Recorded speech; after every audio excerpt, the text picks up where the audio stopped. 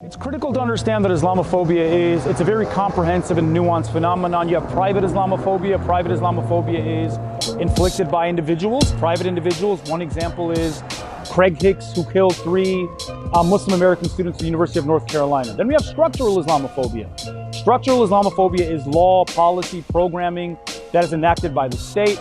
We see structural Islamophobia in its most robust form after the 9/11 terror attacks with the enactment of the Patriot Act by the Bush administration, NSEER's National Security Exit and Entry Registration System, which was the Muslim registry that was also enacted by the Bush administration.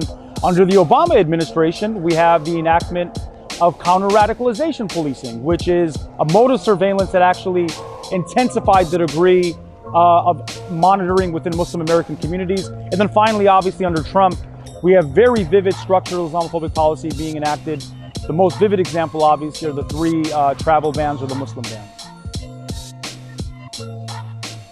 We also have Islamophobia functioning as an industry. And by an industry, I mean that we have think tanks, we have pundits, we have lobby groups, a whole range of institutions that are not directly tied to the state, committed to perpetuating and propagating these negative misrepresentations. It's a multi-million-dollar, if not a billion-dollar industry that is effectively funded by a range of very influential private interests.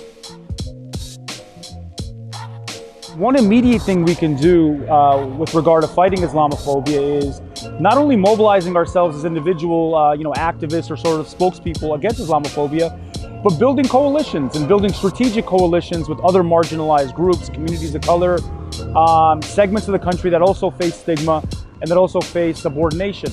Coalition building is critical because Muslim Americans at their highest number are roughly 78 million people, and that number alone cannot make a critical difference or a critical impact on Islamophobia. So it's really critical, it's really incumbent upon all of us to build strategic coalitions with other subordinated groups, other marginalized segments of the population.